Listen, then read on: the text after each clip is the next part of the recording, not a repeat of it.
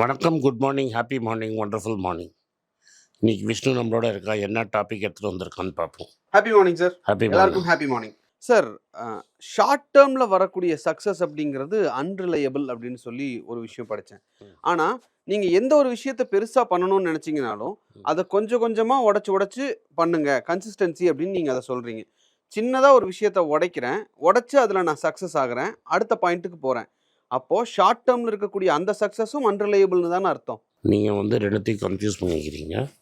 Short term கோலுங்கிறது சக்ஸஸ்ங்கிறது unreliable when you do not know the direction in which you are going. Okay. இப்போ நான் திருப்பதி வரைக்கும் நடந்து போகணும்னு நீங்கள் அண்ட் மலையை ஏறணும்னு நினைக்கிறேன்னு வைங்க. நான் இங்கேருந்து ஒரு பூந்தமல்லி ஃபஸ்ட்டு கோலாக இருக்கணும். பூந்தமல்லி போனதுக்கு நான் செலிப்ரேட் பண்ணலாம். பட் அதுக்கப்புறம் பூந்தமல்லின்னு திரும்பி வந்துட மாட்டேன். பூந்தமல்லியிலேருந்து அடுத்த பாயிண்ட்டுக்கு போவேன். ஸோ அட்லீஸ்ட் ஒரு 10 கிலோமீட்டர் நடந்துட்டேன் அப்படின்னு எனக்கு தோணும். பூந்தமல்லியிலேருந்து அடுத்த பாயிண்ட்டை நான் வந்து திருவள்ளூராக வச்சுப்பேன். ஸோ நான் திருவள்ளூர் போயிட்டேன்னா நான் அடுத்த பாயிண்ட்டை ரீச் பண்ணிட்டேன்னு எனக்கு ஒரு சக்ஸஸ். நார்மலாக இவங்க என்ன பண்ணுவாங்கன்னா ஒரு 10 நாள் நடப்பாங்க. ஸோ இப்போ டி நகர் அது மாதிரி இல்லாட்டா மயிலாப்பூரில் ஆரம்பித்தாங்கன்னா 10 நாளைக்கு எங்கெல்லாம் தங்குறதுன்னு பிளான் பண்ணிடுவாங்க. அங்கங்கே முன்னாடியே போய் டீம் ரெடி பண்ணிடும். ஸோ இந்த 150 கிலோமீட்டர் ஜேர்னியை ஒரு நாளைக்கு 15 கிலோமீட்டராக பிரேக் பண்ணியிருப்பாங்க. அங்கங்கே கல்யாண மண்டபம், சத்திரம் அது மாதிரி ஃபிக்ஸ் பண்ணியிருப்பாங்க. முன்னாடியே ஆள் போய் அங்கே சமையல்லாம் ரெடி பண்ணியிருப்பாங்க. ஸோ இப்போ நீ வந்து ஒரு ஏரியாவுக்கு போயிட்டேன்னா நீ அங்கே போயிட்டேன்னா அங்கே சக்ஸஸ்ஃபுல்லாக ரீச் பண்ணிட்டேன்னு செலிப்ரேஷன். அதுக்கப்புறம் you take the next step to go to the next journey. நீ அங்கேருந்து ரிவர்ஸ் ஆக போகிறதில்ல. ஸோ வாட் ஹேப்பன்ஸஸ், அப்போ நீங்கள் வந்து நடுவில் ஒரு நாளைக்கு பிரேக் எடுக்கிறோன்னா கூட அந்த இடத்துல தான் பிரேக் எடுப்பீங்க. திருத்தணி ரீச் ஆகிட்டேன், திருவள்ளூர்லேருந்து திருத்தணி வரைக்கும் வந்துட்டேன், Tiruttani is nearly half way.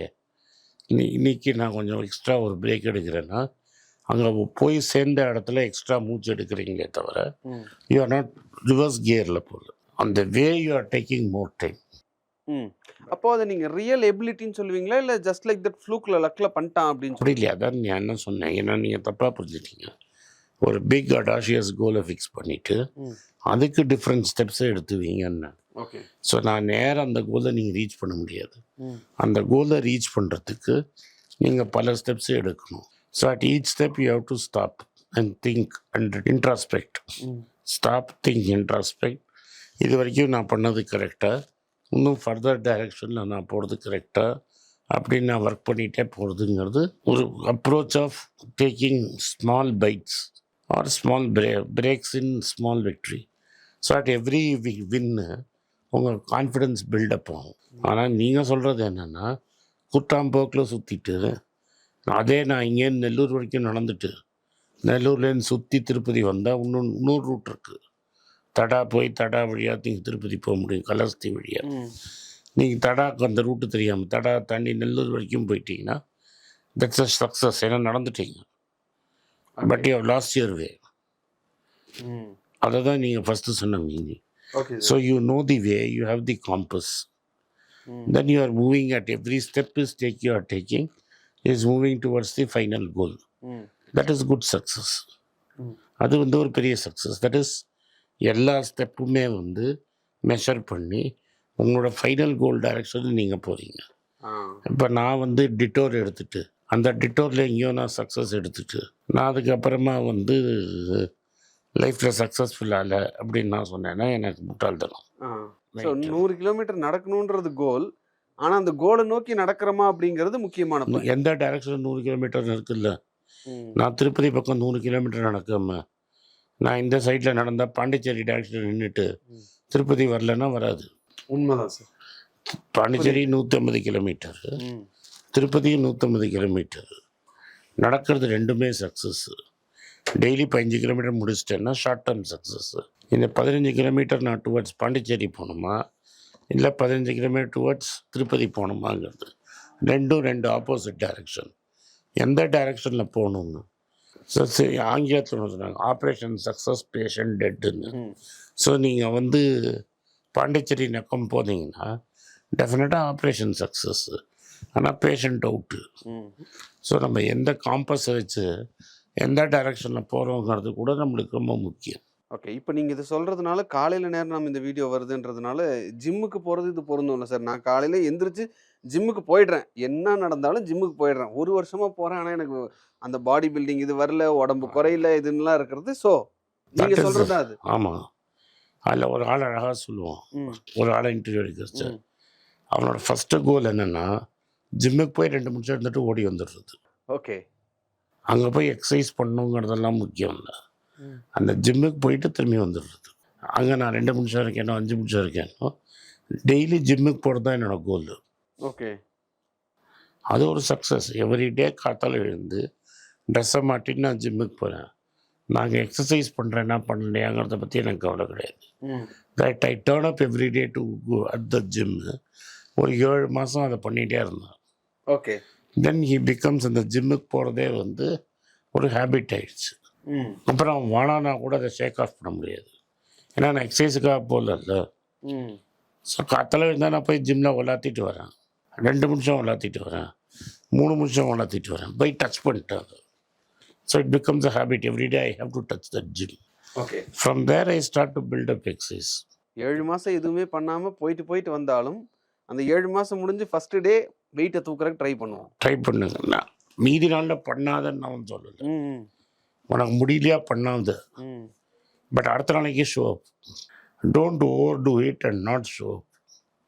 So first டேயில் ஓவர் டூ பண்ணிவிட்டு அதுக்கப்புறம் அங்கே முந்தியே காட்டாமல் இருக்கிறது தப்புங்கிறான். Okay, fine. ஸோ இந்த ஷோயிங் அப் டு ஒர்க்கே ஒரு பெரிய விஷயம். என்ன நடந்தாலும் அந்த டைமில் அங்கே போய் என்னால் முந்தியே காட்ட முடியுமா? அதே ஒரு பெரிய ஷார்ட் டேர்ம் மின்னு.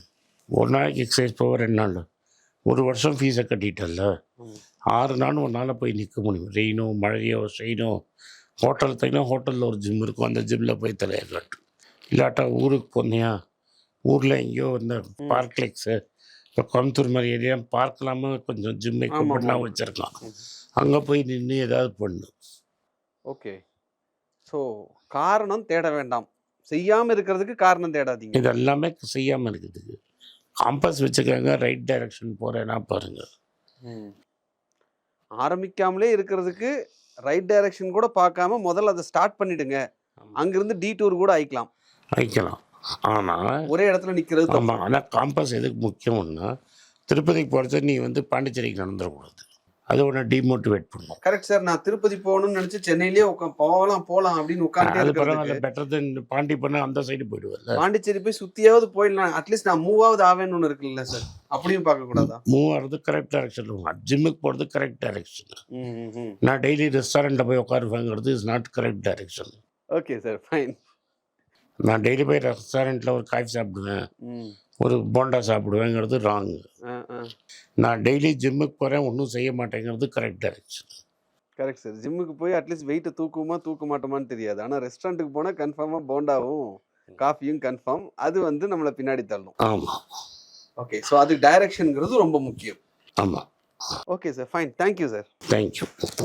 இந்த வீடியோ உங்களுக்கு பிடிச்சிருந்தா இந்த வீடியோவை லைக் பண்ணுங்கள், எங்கள் சேனலை சப்ஸ்கிரைப் பண்ணுங்கள், பெல் நோட்டிஃபிகேஷன் தட்டுங்க. இந்த வீடியோ முடிஞ்சால் உங்கள் சொந்தக்காரங்களுக்கு ஃப்ரெண்ட்ஸுக்கு அனுப்புங்க, அவங்கள பார்க்க சொல்லுங்கள். நன்றி, வணக்கம். எல்லாருக்கும் வணக்கம். குழந்தைங்களுக்காக ஃபைனான்ஷியல் லிட்ரஸி, மணி ஃபார் நத்திங்னு 2வது பார்ட்டு. அண்ட் இதில் வந்து செக் எழுதுறது எப்படி, டெபாசிட் ஸ்லிப் எழுதுறது எப்படி, பணம் எப்படி வந்தது, பார்ட்டர்லேருந்து டிமானிட்டைசேஷன் வரைக்கும் எல்லாத்தையும் கவர் பண்ணியிருக்கோம். உங்கள் குழந்தைங்க அப் டு ஏஜ் 10, 12க்கு ரொம்ப யூஸ்ஃபுல்லாக இருக்கும். இந்த புக்கு இப்போதைக்கு ஒரு ஸ்பெஷல் ப்ரைஸில் 450 ரூபாய்க்கு கொடுக்குறோம். இதை யூஸ் பண்ணிக்கோங்க. நன்றி, வணக்கம். moneypage.com வெப்சைட்டை சப்ஸ்கிரைப் பண்ணுங்கள். ஒரு வாரத்துக்கு 4 ப்ரீமியம் ஆர்டிக்கலும் ஃப்ரீ ஆர்டிகல்ஸ் ஒரு 10லேருந்து 15 நாங்கள் போடுறோம். இது சப்ஸ்கிரிப்ஷன் ஒரு மாதத்துக்கு 99 ரூபா தான். இங்கே சொல்கிற கான்செப்ட்ஸை கிரேட்டாக எக்ஸ்பேண்ட் பண்ணி போடுறோம். நீங்கள் படித்தீங்கன்னா உங்களுக்கு யூஸ்ஃபுல்லாக இருக்கும். நன்றி, வணக்கம். குழந்தைங்களுக்காக ஒரு புஸ்தகம் லான்ச் பண்ணோம். அது ரொம்ப சக்ஸஸ்ஃபுல்லாக இருக்குது. யாருக்கெல்லாம் அந்த புஸ்தகம் போகணுமோ எங்கள் டீமுக்கு கான்டாக்ட் பண்ணுங்கள். கீழே இருக்கிற நம்பர்லேயும் வெப்சைட்லேயும் கான்டாக்ட் பண்ணிங்கன்னா உங்களுக்கு அந்த புஸ்தகத்தை நீங்கள் வாங்கிக்கலாம். மற்ற எங்கள் புஸ்தகமும் அவைலபிள். எங்கள் வெப்சைட் மூலமாகவும் வாங்கலாம். கீழே இருக்கிற வாட்ஸ்அப் நம்பர்லேயும் மெசேஜ் அனுப்பலாம். நன்றி, வணக்கம்.